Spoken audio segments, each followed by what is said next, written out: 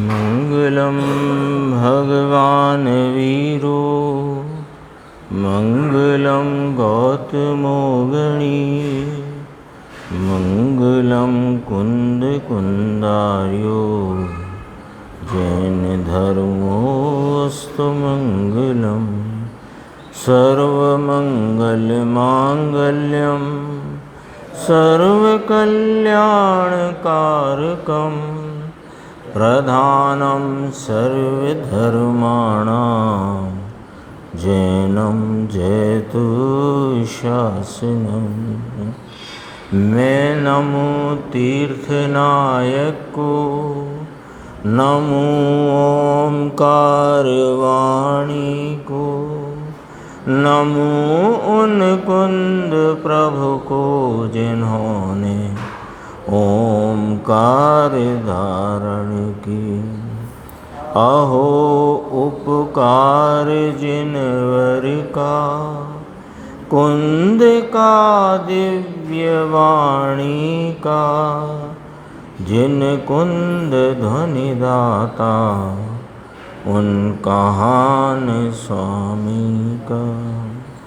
णमियूण जिणम वीरम अनंत वर्णान दंसन सहावम भोक्ष्यामिणियम सारम केवली शुद्ध केवली भणिदम। स्वाध्याय के क्रम में अपना नियम सार जी के शुद्ध उपयोग अधिकार की स्वाध्याय चलती है और उसमें 181 गाथा के उपरांत का जो 301 नंबर कलश है उसकी अपन स्वाध्याय आज प्रारंभ करेंगे और संभवतः 182 नंबर की गाथा भी अपन आज के स्वाध्याय क्रम में शामिल करेंगे। अभी जो 219 नंबर का कलश समय सारजी परमागम सर्व विशुद्ध ज्ञान अधिकार में जो आगे 372 नंबर की गाथा आने वाली है उसकी सूचना रूप से यहाँ टीकाकार आचार्य ने ये 219 नंबर का कलश यहाँ पर रखा। इसका गुरुदेव श्री के व्याख्यान में बहुत ही समझो सरल से सरल और बहुत स्पष्ट व्याख्या उसमें आ गई है हर तरीके से।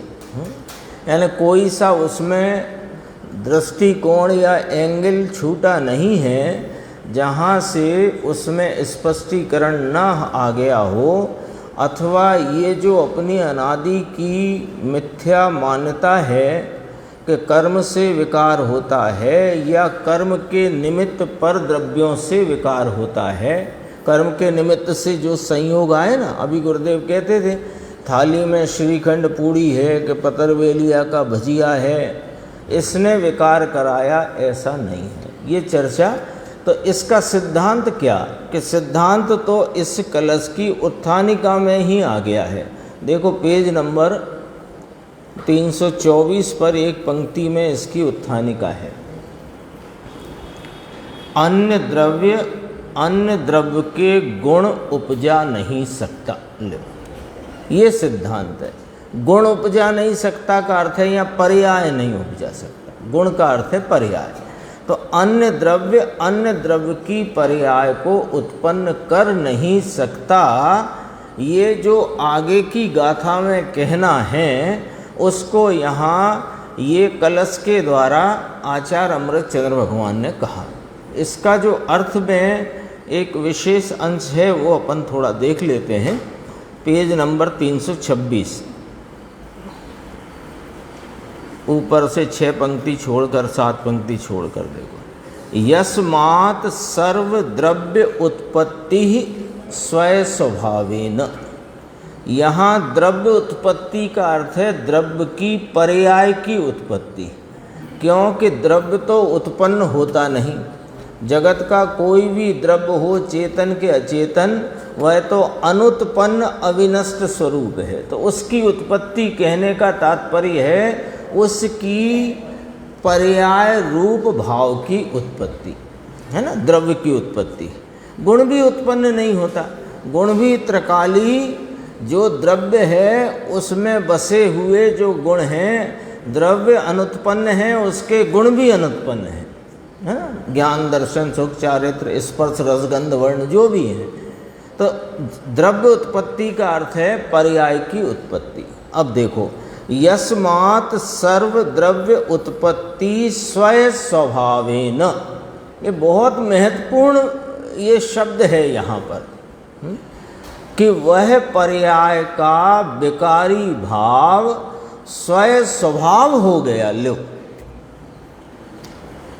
जीव की पर्याय में राग द्वेष रूपी जो विकारी भाव, कषाय की तीव्रता मंदता का भाव, वह उसके स्वयं स्वभाव से उत्पन्न होता है।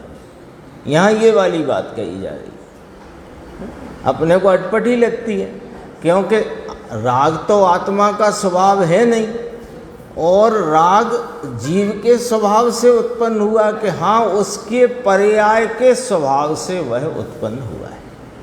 मूल स्वभाव में राग नहीं, लेकिन उसकी पर्याय में उपजा हुआ एक समय क्षणवर्ती जो राग है, वो राग उसके स्वभाव का परिणमन है, उसके पर्याय के स्वभाव का परिणमन है। इस बात को स्वीकार करने में बड़े बड़े जो पंडित हैं, बड़े बड़े त्यागी महात्मा हैं, उनको भी तकलीफ आती है। उसका अपन ज़्यादा जिक्र नहीं करते, इसमें सबका वर्णन आ गया है। अपन ने सुना ना, अभी उसमें सब वर्णन आ गया है। देखो, त्रिकाल द्रव्य गुण तो स्वभाव है, किंतु विकार भी जीव का पर्याय में परिणमता स्वयं स्वभाव है।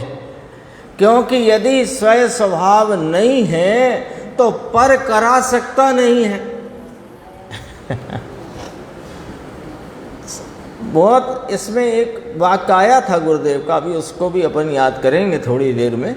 देखो, यहाँ ऐसा कहता है ना कोई कि राग द्वेष को उपजाने वाला अन्य द्रव्य, जीव की परिणति में, जीव की एक समय के पर्याय सत में जो कोई राग द्वेष का भाव है, उसे उपजाने वाला अन्य द्रव्य यानी कर्म, नौकर्म अथवा कि बाह्य सामग्री जरा भी किंचित भी नहीं दिखाई देती, आचार्य भगवान कहते नहीं दिखाई देती, ऐसा कहते हैं आचार्य भगवान। देखो, फिर बीच की पंक्ति है, 2013 की साल में 23 वर्ष पहले वर्णी जी के साथ चर्चा होते सब पंडित बैठे थे। कर्म कर्म कर्म होए तो ही विकार होए, कर्म ना होए तो विकार होए नहीं, ये कहा। यहाँ कहते हैं कि इसको विकार अपने से होता है, किसी से नहीं होता।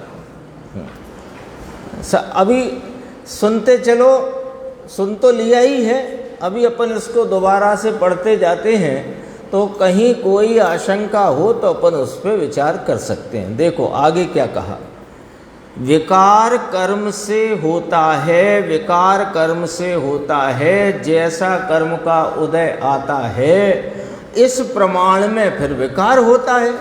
हमने तो अब तक यही सुना, यही समझा, यही गुना और यही माना है, यही सुना समझा ना। क्या विकार कर्म से होता है, कर्म से होता है विकार। अरे सीधी बात है, जैसा कर्म का उदय आता है उस प्रमाण में यहाँ विकार होता है। तो कहते हैं सुनो, अब देखो यहाँ कहते हैं कि कोई द्रव्य आत्मा के द्रव्य सिवाय कोई दूसरा द्रव्य, अनंत द्रव्यों में से कोई भी द्रव्य, अनंत द्रव्य है ना। अरे यही ये इतना जो अपना विस्तार है ना अभी वर्तमान आत्मा का, वहाँ ही उन्हीं आकाश प्रदेश में अनंते पुद्गल परमाणु और अनंते अन्य जीव भी हैं। लेकिन विकार इधर के बाहर की तो बात दूर करो, समान आकाश प्रदेश में रहे हुए ये नौ कर्म द्रव्य कर्म रूप ये जो पर द्रव्य हैं, ये दुनिया में रहे हुए अनंत द्रव्यों में कोई द्रव्य जीव को विकार करा सकता नहीं है। देखो लिखा कि नहीं लिखा, कोई द्रव्य आत्मा के द्रव्य सिवाय कोई दूसरा द्रव्य अनंत द्रव्य में से कोई द्रव्य किंचित भी, किंचित को तो समझते ही हैं अपन, किंचित भी सर्व द्रव्यों की उत्पत्ति, क्यों सिद्धांत है, क्या सिद्धांत है कि सर्व द्रव्यों की उत्पत्ति यानी सर्व द्रव्यों का पर्याय परिणमन अपने स्वभाव से ही होता, अंतरंग में अपने स्वभाव से होता है। राग द्वेष रूपी विकार, अरे मिथ्यात्व रूपी विपरीतता का भाव, वो भी स्वभाव से ही होता है। कोई अन्य द्रव्य जगत का इसको मिथ्यात्व करा सकता नहीं। सम्यक्त की तो बात दूर कहो, लेकिन राग द्वेष भी इसे करा सकता नहीं। जोरदार की बात है और जोरदारी से स्वीकार करने की बात है। देखो यहाँ इतना शब्द है कि विकार भी स्वभाव से उत्पन्न होता है, ऐसा है कि नहीं? यहाँ विकार की बात चलती है ना, इसमें स्वभाव लिया है ना। आचार्य अमृतचंद्र देव जिन्होंने कुंद कुंद आचार्य भगवान के पेट में बैठकर हृदय में रह कर के इस महान ग्रंथ की टीका की है। कई बार ऐसा प्रसंग आया, गुरुदेव श्री के शब्दों में हमने पढ़ा सुना कि 1000 वर्ष तक तो इसकी टीका करने वाला कोई मिला नहीं। जब इन्होंने टीका कर दी, 1000 वर्ष 2000 वर्ष पुराना ग्रंथ है, समय सार है ना, किसके द्वारा रचित है कि जिन्हें हम गणधर परमात्मा के बाद तीसरे क्रम में शासन नायक के बाद गणधर भगवान और गणधर भगवान के बाद तीसरे क्रम में जिन आचार्य भगवान को हम याद करते हैं, उन आचार्य भगवंत की यह रचना, यह कृति और उस पर टीका हुई 1000 वर्ष बाद। और उस टीका के उपरांत फिर उस टीका को आधार लेकर के जयसेन स्वामी ने टीका करी, एक और टीका प्राप्त हुई है प्रभाचंद्र आचार्य की, वो भी उसके बाद हुई। और फिर कलशों पर टीका करी। कलश किसने लिखे? अमृतचंद्र आचार्य ने। उन कलश की टीका करी पांडे राजमल जी ने। और पांडे राजमल जी ने जो कलश टीका करी तो उस पर से प्रभावित होकर बनारसी दास जी ने उस पर समय सार नाटक लिखा। तो ये धारा अमृतचंद्र आचार्य ने जो कुंद कुंद आचार्य का हृदय था उसको खोल दिया, और उस हृदय में से ये बात निकल कर के आई है कि विकार का जो कोई परिणाम जीव की परिणति में अपने स्वकाल में होता है वह उसके स्वभाव से होता है, पर द्रव्य से नहीं, पर द्रव्य के द्वारा नहीं, किसी कर्म से नहीं, नौ कर्म से नहीं, सामग्री से नहीं। गंभीरता से लेना इस बात को। देखो अभी एक चर्चा आएगी, वो पढ़ेंगे इसमें। यही बड़ी तकलीफ थी कि यदि कर्म से विकार होता है तो स्वभाव हो जाएगा, नहीं यदि कर्म से विकार नहीं होता मानेंगे तो फिर वह जीव का स्वभाव कहलाएगा। तो यहाँ स्वभाव ही कह रहे हैं, लो प्रत्येक समय की पर्याय अपने से होती है, पर से बिल्कुल नहीं। एक ही बात। अब ऐसा तो हो नहीं सकता कि जिनेंद्र परमात्मा के सिद्धांतों में, शासन में कही गई जो वाणी है, वस्तु का स्वरूप है, उसमें एक नियम कुछ और होए और एक नियम कुछ और होए। यदि ऐसा हो तो सर्वज्ञ की वाणी फिर अप्रमाणिक ठहरेगी, प्रामाणिकता नहीं रह जाएगी। कोई व्यक्ति भी हो लोक में तो वो एक दिन कुछ बोले और दूसरे दिन कुछ बोले तो उसकी कितनी प्रामाणिकता। निर्देश भाई तो बहुत गजब के व्यक्ति हैं, इन जैसा तो विनयवान मैंने नहीं देखा। दूसरे दिन बोला कि निर्देश जैसा खराब व्यक्ति नहीं देखा। तो निर्देश के बारे में तो हम बाद में विचार कर लेंगे, लेकिन हम पहले तो उसके बारे में विचार कर लें जो कल कुछ कहता है और आज कुछ कहता है। अरे जब सर्वज्ञ देव कहते हैं, उनकी परंपरा में आचार्य भगवान कहते हैं कि विकार होता हुआ परिणति का क्षणवर्ती भाव वह जीव के स्वयं स्वभावेन, लेखो पढ़ा था अपन ने अभी, यस्मात् सर्व द्रव्य उत्पत्ति स्वयं स्वभावेन। बोलो, एक एक कलश भारी भारी है भैया। देखो 2013 की साल 23 वर्ष पहले सब पंडित बैठे थे, चर्चा चली ईसवी में, तब वो सब बात आई थी। नीचे देखना, ये प्रश्न है परस्पर आचार्यपना करते हैं, कोई आचार्य करते ही नहीं। अभी देखो गुरुदेव की वाणी में क्या जोर है। कोई आचार्य ने, अब देखना टीटू भाई साहब सब जवाब आएगा इस वाले में, कोई आचार्य ने आत्मा के कर्म से विकार होता है ऐसा कहा ही नहीं है। कोई आचार्य ने नहीं कहा, अमृतचंद्र आचार्य ने भी नहीं कहा। अरे अमृतचंद्र आचार्य तो यहाँ फरमाते हैं कि यस्मात् सर्व द्रव्य उत्पत्ति स्वयं स्वभावेन। तो वे ही तो कह करके आए वहाँ 75-76 आदि गाथाओं की टीका में कि उसमें पुद्गल व्यापक है और विकार राग देश भाव पुद्गल का व्याप्य है। कह के आए कि नहीं कहा इसी ग्रंथ में, समय सार जी में। तो कहा सुन लो समझ लो। और कहा है वहाँ क्या अपेक्षा है कि स्वभाव की दृष्टि हुई है, दृष्टि पर्याय ऊपर नहीं है, इसलिए स्वभाव की दृष्टि का स्वभाव व्यापक नाम करता कहा। स्वभाव की दृष्टि हुई है ना, तो स्वभाव की दृष्टि में पर्याय दृष्टि छूट गई है। तो पर्याय दृष्टि छूट गई तो दृष्टि में कौन बस रहा है कि स्वभाव।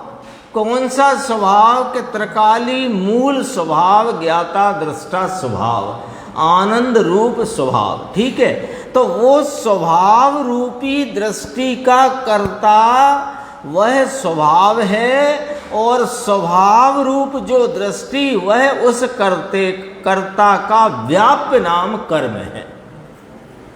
ये बात कब कही कि जिसने राग रूप भाव को पर भाव जानकर अपना नहीं ऐसा निर्णय करके इस मूल स्वभाव वीतराग स्वरूप की दृष्टि करी है, तो कहा कि उसकी पर्याय में अस्थिरता से उत्पन्न होता जो राग भाव है उसका कर्ता पुद्गल कर्म है, जीव नहीं। अपेक्षा है। देखो अभी समझना, जीव की परिणति में राग रूप भाव की उत्पत्ति स्वयं स्वभाव से होती है, ये कथन निश्चय का है और इसमें अपेक्षा नहीं है। और राग भाव का कर्ता पुद्गल कर्म है, ये अपेक्षा का कथन है। सब उल्टी सुल्टी हो गई बात पढ़ाई उल्टी नहीं हुई, ये सीधी हो गई। हुआ ये कि हमने पहले विकार किसका है, किसकी पर्याय में है, कैसे उत्पन्न होता है, इसका बराबर अनुसंधान और ज्ञान किए बिना हमने कर्ता कर्म अधिकार की गाथा जो दृष्टिवंत की गाथा है, जिसे सम्यक दर्शन रूप स्वभाव की दृष्टि हुई है, वहाँ कहा कि इसमें पुद्गल इसमें व्यापक है और ये पुद्गल का व्याप है। पहले हमने वो पढ़ाई कर ली, तो वो पढ़ाई कर ली और वस्तु का सही खतौनी पहले से करी नहीं, अब वो खाता मिलता नहीं है। ये तो सब समझते ना, अपन व्यापारी आदमी है, एक खतौनी गलत हो जाए तो खाता मिलेगा नहीं, तो खतौनी गलत करके बैठे हैं तो खाता नहीं मिलता। देखो, तब स्वभाव उसका कर्म व्याप है, ऐसा देखो यहाँ ऐसा गणी ने ऐसा गिना गया है तो वह विकार भी जीव का स्वय स्वभावेन परिणाम। स्वय स्वभावेन का अर्थ है पर्याय में उपजता हुआ पर्याय स्वभाव। ऐसा गिनकर उस समय के विकार कर्म का व्याप गिनकर करने में आया है, ऐसा वहाँ कथन किया है। शास्त्र में समय सार में आया है 75, 76, 77, 78 गाथा। कर्म व्यापक है, विकार व्याप्य नाम इसकी अवस्था है, इसका कार्य है, ये तो स्वभाव की दृष्टि हुई। उसको जिसको स्वभाव की दृष्टि हुई इसलिए विकार है, ये अपना कार्य नहीं, इसलिए वह कर्म के निमित्त को अब देखो ये कहा क्यों गया, विकार को पुद्गल का कहा क्यों गया, कर्म का कहा क्यों गया। कर्म के निमित्त से होता है तो कर्म का ही क्यों कह दिया गया, हेतु उसका देखो कि कर्म के निमित्त को जैसे छोड़ना है ऐसे ये भी राग आदि भाव भी साथ में छोड़ने का कह करके ये कर्म का कार्य है, ऐसा कह करके राग और उसके निमित्त कर्म को छुड़ाया है। ओ धन्य है भगवान। एक एक कथनी आचार्य भगवान की, एक एक बात आचार्य भगवान की वह बहुत कीमत रखती है, वजन रखती है। अपने को क्या है कि वो वजन पकड़ में आए ना, कहाँ वजन आचार्य भगवान ने दिया, वो वजन पकड़ में आए तो तत्व अपने मस्तिष्क में माने अपने विकल्पात्मक ज्ञान में, चयोपसम ज्ञान में वह खिल जाएगा। एक चर्चा आई थी, बस ये पूरा करते हैं 328 पेज। ये समझो, ये भी फार्मूला है, याद कर लेना, ऐसे फार्मूला आते हैं ना।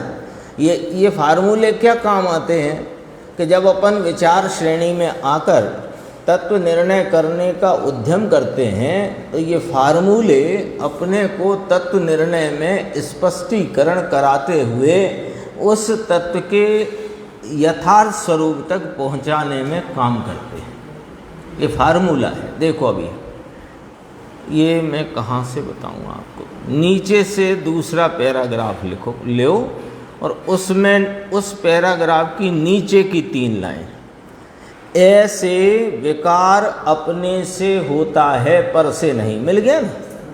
हाँ देखो ये फार्मूला, विकार अपने से होता है पर से नहीं, ऐसा निर्णय नहीं करेगा तो ये विकार टाल सकेगा नहीं। अब थोड़ा इसको और विचार में लेते हैं। देखो, विकार माने राग द्वेष का विकारी भाव। तो राग द्वेष का विकारी भाव यह पर से नहीं होता, ऐसा निर्णय करे, और यह मेरा स्वरूप नहीं, ऐसा निर्णय करे। देखो तब टालेगा ना। ये इसमें गुरुदेव श्री ने फरमाया विकार को टाल सकेगा नहीं। तो टाल सकेगा, लो विकार को कौन टाल सकेगा कि जिसने यह निर्णय किया हो कि विकार अपने से होता है पर से नहीं, और यह होता हुआ विकार मेरा स्वभाव नहीं। जो ऐसा निर्णय करेगा वह विकार टाल सकेगा। समझ गए? अब देखो, इसको एक उदाहरण लेते हैं, बहुत पुराना है, कि सफ़ेद कुर्ता मैला है तो कुर्ता ही मैला है, और मैल है वह कुर्ता नहीं है। ये जिसने निर्णय किया वही मैल को साफ हटाकर साफ कुर्ते को प्राप्त कर सकता है। आ गई बात समझ में? जब कुर्ता ही मैला नहीं है तो कौन कुर्ते को साफ करे, और यदि कुर्ता ही मैला हो गया है तो कौन कुर्ते को साफ करे? यदि मैलापन ही कुर्ते का स्वरूप है तो कौन साफ करेगा? और कुर्ता मैला हुआ ही नहीं है तो कौन कुर्ता साफ करेगा? विकार जीव की पर्याय में स्वयं स्वयं से हुआ है, ऐसा निर्णय करना, और ये होता हुआ विकार मेरा स्वभाव नहीं है, ये निर्णय करना, तो विकार टलेगा। ये फार्मूला है। कारण के विकार पर के कारण से होता मानोगे तो क्या होगा कि पर खसे, यानी पर रास्ता दे, पर हटे तो विकार हटे। तो ये तो तुम्हारी पराधीनता खड़ी हो गई। कई बार ऐसा होए ना, कहीं जाते हो, रास्ते में ट्रैफिक जाम हो, अब जाम हो तो नहीं निकल पा रहे हैं आगे, तो बस वहाँ पर आपके पास क्या विकल्प है कि ये हटे तो हम निकले। आपकी गाड़ी में पेट्रोल भी है, सब है, ड्राइवर है, गाड़ी स्टार्ट है, सब है, कुछ कोई समस्या है नहीं, लेकिन वो हटे तो हटे, अभी पराधीनता है ना वहाँ उस प्रकार की। ऐसे ही तुम यदि राग को उत्पन्न होना, राग की उत्पत्ति पर द्रव्य से मानोगे तो पर द्रव्य हटे तो फिर तुम्हारा राग हटेगा। ये तो पराधीनता हो गई, और पराधीन वस्तु का स्वरूप है नहीं। ये पर द्रव्य है और ये कोई फिर आत्मा के अधीन नहीं रहा। तो इसमें नीचे एक पंक्ति है, बस ये पढ़ के अपन अपना विषय जो है वहाँ पहुँचते हैं। एकदम इसी पृष्ठ की नीचे से तीसरी पंक्ति, ये भी फार्मूला। ये रागादि फिर पर द्रव्य से तो होता नहीं, पर द्रव्य में नहीं होता, पर द्रव्य से नहीं होता, कर्म के उदय से नहीं होता, कर्म के निमित्त से होते हुए संयोगों से, रबड़ी से, रसमलाई से, पकौड़ी से, उससे नहीं होता। ऐसा आ गया ना सब। तो फिर क्यों होता है, कैसे होता है? वो आत्मा का स्वभाव है नहीं। ये पहले आ चुकी है बात, कैसे होता है कि देखो, ये याद कर लो, अज्ञान ही कारण है या कि अस्थिरता कारण है? अनादि अज्ञानी को अज्ञान ही कारण है, और जिसका अज्ञान टल गया और विकार है उसको अस्थिरता कारण है। बस ये कलश की चर्चा लगभग पूरी हो गई है, और कल अपन जो आएगा इसी कलश का ही स्पष्टीकरण आएगा। कदाचित कोई अच्छा प्रकरण आएगा तो अपन लेंगे, लेकिन इसके बाद एक बॉक्स जरूर आने वाला है पेज नंबर 334 पर, उसकी अपन चर्चा करेंगे। देखो अभी अपन चलते हैं कारण कार्य नियम भाग 7 में। इसके पेज नंबर है 342। 181 नंबर की गाथा के उपरांत टीकाकार मुनिराज के द्वारा कहा गया श्लोक, निर्वाणस्ते प्रहत दुरित ध्वांत संगे विशुद्धे कर्माशेषं न चा पुनर्ध्यानकं तच्चतुष्कं तस्मिन् सिद्धे भगवती परम ब्रह्मणि ज्ञानपुञ्जे काचिन् मुक्तिर्भवति वचसां मानसानां च दूरम्। ये सिद्ध भगवान के निर्वाण की यहाँ पर कथनी या निर्वाण का स्वरूप यहाँ कहते हैं। अभी तक जो बात चल रही थी वह भी कार्य परमात्मा की अथवा सिद्ध भगवंतों की बात थी, और वहाँ साथ में कारण परम तत्व की बात मिलान कराई जा रही थी। यह विशुद्ध सिद्ध भगवान की बात यहाँ कही जा रही, जो निर्वाण में स्थित हैं, जिन्होंने पाप रूपी अंधकार के समूह का नाश किया है और जो विशुद्ध हैं। अब आ गया अर्धविराम, हैं 2 अर्धविराम आ चुके अभी। जो निर्वाण में स्थित हैं, यानी जो निर्वाण भाव को, मुक्त भाव को, मुक्त दशा को, मुक्ति को प्राप्त हुए हैं, अर्थात सर्व अशुद्धता जिनके मिट गई है, परिपूर्ण शुद्धता में अपने गुणों के परिपूर्ण भावों में जो विराजते हैं, वे निर्वाण स्वरूप हैं। तो निर्वाण में स्थित हैं वे सिद्ध भगवंत। अब वे उन्होंने क्या किया है जो वे सिद्ध हुए, कि उन्होंने पाप रूपी अंधकार के समूह का नाश किया है। पाप में क्या आ गया निर्देश भाई? पुण्य पाप दोनों आ गए। जिन्होंने पुण्य पाप रूपी अंधकार के समूह का नाश किया है और जो विशुद्ध हैं, उनके प्रत्येक गुण का जो परिणमन है वह परिपूर्ण विशिष्ट शुद्धता से परिणमत है। विशेष शुद्धता, विशुद्ध लिखा है ना, तो उसका यहाँ पर अपन इस प्रकार अर्थ जान सकते हैं। उसमें यानी उन परम ब्रह्म में, आत्मा परम ब्रह्म है ना, तो वो परम ब्रह्म आत्मा परिपूर्णता को प्राप्त सिद्ध अवस्था निर्वाण में स्थित है। पाप नाम पुण्य पाप रूपी अंधकार का जहाँ किंचित भी अंश नहीं है, ऐसे वे परम ब्रह्म में अशेष नाम समस्त कर्म नहीं। ये निमित्त की बात करी, यानी परिणति में क्या हुआ कि पुण्य पाप रूपी जो विकार मलिन भाव है उसका अंश भी अब वहाँ नहीं है, और परिपूर्ण विशुद्धता का, विशेष शुद्धता का, परिपूर्ण शुद्धता का परिणमन है। ठीक है।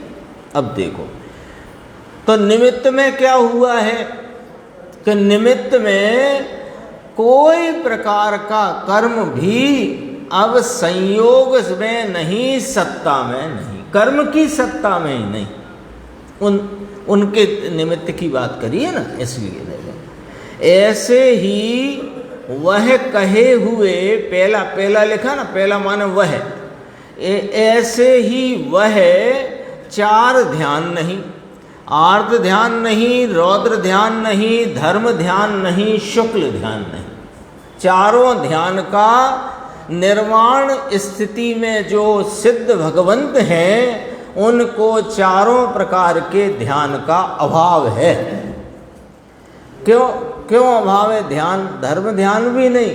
अरे वे तो धर्मी में गुप्त हैं, उनका प्रत्येक समय का वर्तता परिणाम वह एक रूपता से परिपूर्ण विशुद्ध, परिपूर्ण विशुद्ध, परिपूर्ण विशुद्ध, परिपूर्ण विशुद्ध, और उपयोग का चलायमानपना है ही नहीं जो ध्यान होए। उपयोग तो स्थिर एक अपने स्वरूप में लीन है। आगे, वह सिद्ध रूप भगवान ज्ञान पुंज परम ब्रह्म में कोई ऐसी मुक्ति है कि जो वचन और मन से दूर है। कहते हैं वे सिद्ध भगवंत, उनके ज्ञान पुंज, सिद्ध भगवंत माने क्या? सिद्ध दशा में परिणत वस्तु बताना है, दशा अकेली नहीं बताना है, क्योंकि दशा किसकी हुई है? दशा तो इस चैतन्य आत्मा की हुई है ना। तो वह चैतन्य आत्मा माने ज्ञान पुंज, चैतन्य आत्मा माने परम ब्रह्म। तो वे सिद्ध रूप भगवंत ज्ञान पुंज परम ब्रह्म में कोई ऐसी मुक्ति में वर्तते हैं। वो मुक्ति जो शब्द लिया है, कहते हैं कि मुक्ति का जो भाव है, सच कहें तो वचन से अगोचर है और मन से अगोचर है। बोलो, उनके आनंद के एक अंश को भी वचनों द्वारा कह सकना संभव नहीं है, और उनके जो परम ब्रह्म परम आनंद वर्त रहा है, उसका एक अंश भी मन में विचार में नहीं लिया जा सकता है ना। मन के अवलंबन से होती हुई अपनी जो अभिज्ञान की अवस्था क्षयोपशम रूप है, उसमें वह गम्य नहीं है, गोचर नहीं होता। ऐसा सिद्ध भगवंतों की मुक्ति का स्वरूप है।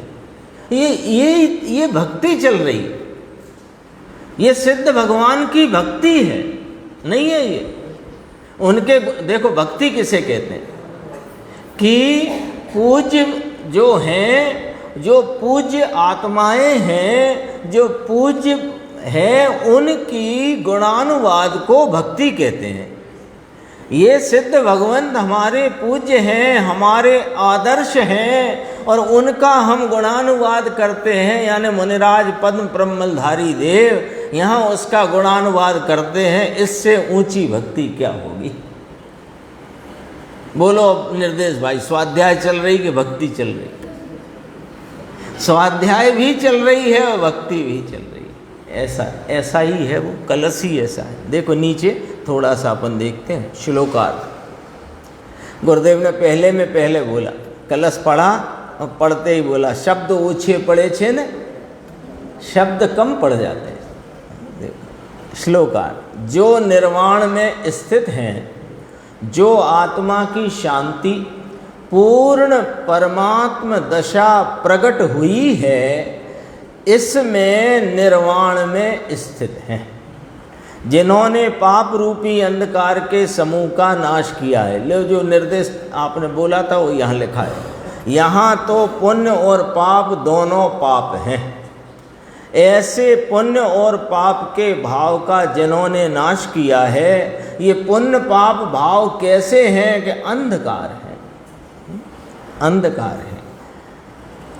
कहते हैं देखो भाषा, चैतन्य के प्रकाश के सामने ये पुण्य और पाप के दो भाव, ये अज्ञान है और अंधकार। अज्ञान क्यों कहा? ज्ञान का अंश नहीं इनमें। ये टेबल ज्ञान है कि अज्ञान? टेबल अज्ञान है, माइक अज्ञान है, भाषा अज्ञान है कि नहीं? क्यों इसको अज्ञान क्यों कह रहे हो? कि इसमें ज्ञान नहीं, ज्ञान नहीं है ना इसमें। टेबल में ज्ञान कितना? नहीं, माइक में नहीं, वाणी में नहीं, भाषा में नहीं। तो जिसमें ज्ञान नहीं वो अज्ञान, जिसमें जीव नहीं वो अजीव है कि नहीं? तो ये पुण्य पाप के भाव, ये दोनों भाव अज्ञान है और अंधकार है। अज्ञान क्यों कहा? कि इनमें ज्ञान भाव नहीं, ज्ञान का अंश नहीं, इसलिए अज्ञान। और अंधकार क्यों कहा? कि ज्ञान दर्शन स्वरूप यह चैतन्य, ये प्रकाश स्वरूप है, और यह पुण्य पाप के विकारी भाव, पुण्य पाप, ये अंधकार स्वरूप है। समझ में आया? फिर कहते हैं प्रहत दुरित, इसका जिन्होंने नाश किया है, अरे ज्ञान भगवान के आगे अज्ञान अंधकार कैसे रहे? बोलो। ज्ञान के आगे, ज्ञान को क्या कहा? प्रकाश। ज्ञान भानु, ज्ञान भानु कहते हैं ना, भानु नाम सूर्य। तो ज्ञान सूर्य का उदय हो जाए तो अंधकार कैसे रह सकता है? तो अज्ञान की अंधियारी कैसे भाग गई कि ज्ञान सूर्य का उदय होने से, है कि नहीं? ऐसे यहाँ पर उस प्रकार की उपमा से बात करी। देखो, सूरज का प्रकाश होए और अंधकार रहे, ऐसा बनता नहीं। आगे अपन देखते हैं। देखो अगले पृष्ठ पे नीचे का जो बड़ा पैराग्राफ है उसको देखते हैं। कहते हैं, निर्वाण परमात्म स्वरूप ऐसे चैतन्य के प्रकाश में जो स्थित हैं, जिन्होंने पाप और पुण्य के अज्ञान रूपी अंधकार के समूह का नाश किया है और जो विशुद्ध हैं। ले यहाँ तो विशुद्ध निर्मलता के अर्थ में है। एक विशुद्ध शब्द का प्रयोग कदाचित कभी कभी शुभ भाव के लिए भी किया जाता है। शुद्ध को भी विशुद्ध कहते हैं, पूर्ण शुद्ध। यहाँ भी शुद्ध, विशेष रूप से पूर्ण शुद्धता, है ना। अब सिद्ध को जब विशुद्ध कहेंगे तो उसमें अपने आप ही अर्थ निकल आएगा। और संसारी के कहें कि भगवान के दरबार में आया है और इसको उनके बहुमान आया है, इसके परिणाम की विशुद्धि हुई है, तो अपने आप समझ लेना शुभ भाव की बात है।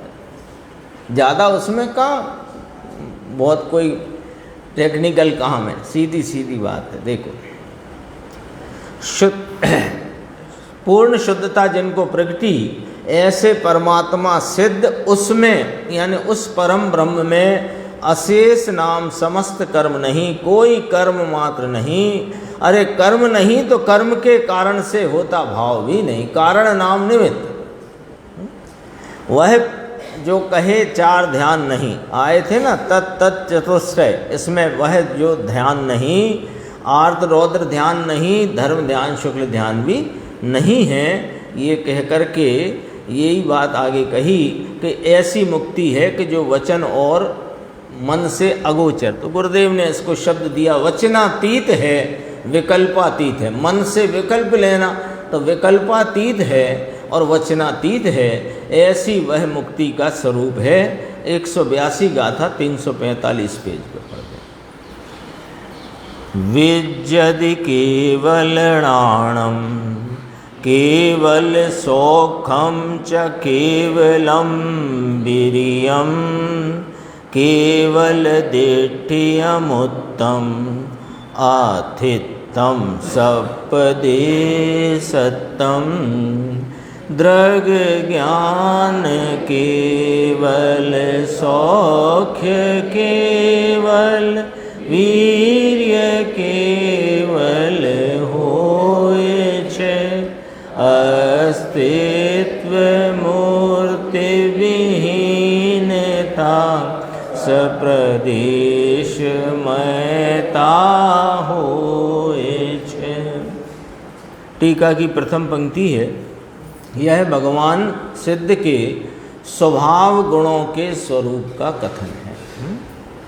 स्वभाव गुण के तो उनके कोई विभाव गुण भी हैं क्या? कि नहीं, उनके गुणों में का जो स्वभाव प्रकट हुआ है उसका यहाँ वर्णन है ना। भाषा में से सच्चा भाव निकालने की जिम्मेदारी अपनी है ना। देखो अन्वयार्थ, केवल ज्ञानम, सिद्ध भगवान को केवल ज्ञान, केवल दर्शन, केवल सुख, केवल वीर्य, अमूर्तत्व, अस्तित्व और सप्रदेशत्व होता है। तो निराकार हुए हैं ना, शरीर आदि का अब संयोग है नहीं, कर्म का भी नहीं, शरीर का भी नहीं। अब तो वे अपने स्वयं विस्तार में निराकार निरंजन स्वरूप हैं। तो वे निराकार निरंजन स्वरूप हैं तो अप्रदेशी हैं कि नहीं? नहीं, सप्रदेशी हैं, असंख्यात प्रदेश विस्तार वाले हैं। उनके प्रदेशत्व गुण की स्वभाव व्यंजन पर्याय वहाँ पर परिणमित है, इसलिए ये लिया। देखो, निरअवशेषपने अंतर्मुखाकार यानी सर्वथा अंतर्मुख जिनका स्वरूप है ऐसे। अपन ने कहा था ना 4 ध्यान नहीं, क्यों नहीं? कि अब तो वे अपने ही स्वरूप में गुप्त रहते हैं, यानी वे तो बस अब वहाँ से कहीं हटना है हटाना है का काम तो है नहीं। तो सर्वथा अंतर्मुख जिनका स्वरूप है ऐसे स्वयं आत्म आश्रित निश्चय परम शुक्ल ध्यान के बल से ज्ञानावरणादि 8 प्रकार के कर्मों का विलय होते। ले और रास्ता भी बताया क्या है, कैसे हो गए हैं। ऐसा नहीं लिखा 5 महाव्रत पालकर, ऐसा तो नहीं लिखा। और उसमें अतिचार लगाए बिना जो उन्होंने सिद्ध अवस्था प्राप्त की, ऐसा कहाँ लिखा? क्या लिखा? निश्चय परम शुक्ल ध्यान के बल से ज्ञानावरणादि 8 प्रकार के कर्मों का विलय होते। निमित्त में यहाँ थे ही नहीं, निमित्त में वे 8 प्रकार के कर्म अब संयोग में नहीं।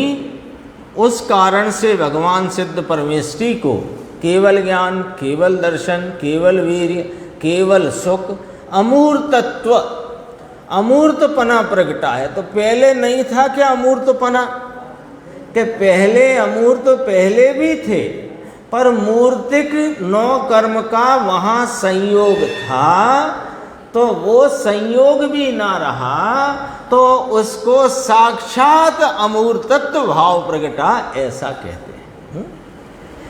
अस्तित्व तो पहले अस्तित्व नहीं था क्या? कि अस्तित्व था, लेकिन जैसा अस्तित्व था ऐसा अस्तित्व प्रकट हुआ, तो इसको अस्तित्व का क्या भाषा का भाव समझना जरा। पहले जब ये निगोद में थे तो अस्तित्व नहीं था क्या? अस्तित्व तो था, लेकिन अज्ञान से अस्तित्व पर द्रव्य पर भावों में माना था। चलो फिर ज्ञान हुआ, साधक दशा उपजी, तो साधक दशा में भी अभी जो इनकी असमान जाति द्रव्य पर्याय चलती थी, तो अस्तित्व स्वयं का तो चैतन्य होने पर भी वहाँ संयोग था।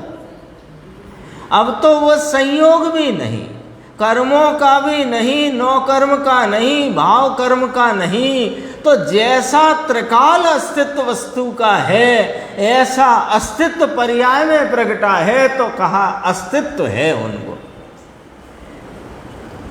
पहले नास्तित्व था? नहीं, ये अपेक्षा से। और सप्रदेशत्व आदि स्वभाव गुण होते हैं। गुरुदेव ने बहुत संक्षेप में इसका वर्णन किया है, जो अपन पढ़ चुके हैं बात वही है, बस इसमें एक पैराग्राफ अपन देखते हैं। ये देख लो नीचे का 8 प्रकार के कर्मों का विलय होते। विलय यानी नाश, है ना? लेकिन ऐसे बल से नाश होते। किस बल से? निश्चय परम शुक्ल ध्यान के बल से। वो है कहे कर्म का नाश होए तो गुण प्रकट होए, ऐसा कहो। यहाँ तो कहा कि आत्म बल के ध्यान में ऐसे कर्म स्वतः नाश हो जाएंगे, हो जाते हैं। बाकी तो अपने स्वभाव का आश्रय करे, इसलिए इसको अशुद्धता का नाश हो जाने से, इसके निमित्त पने में जो कर्म हैं वे कर्म भी अपने आप परिणम जाते हैं नाम, वे कर्म अकर्म भाव में परिणम जाते हैं, कर्म अकर्म रूप से हो जाते हैं। ये कर्म का नाश कहने में आता है। इस कारण से भगवान सिद्ध परमेष्ठी को केवल ज्ञान नाम पूर्ण ज्ञान, केवल दर्शन नाम पूर्ण दर्शन, केवल वीर्य माने एक रूप वीर्य, केवल सुख माने एक रूप सुख, अमूर्तत्व अस्तित्व होनापना, अस्तित्व नाम होनापना पूर्ण सिद्ध प्रकट हुआ। और सप्रदेशत्व नाम असंग प्रदेशी है ना। तो पूछा भगवान को कि हाँ ये कहाँ चले गए, बताते हैं। आगे की गाथा में बताएंगे कि वे लोकाग्र में जाके विराजमान होते हैं। शेष चर्चा है आगे की स्वाध्याय में।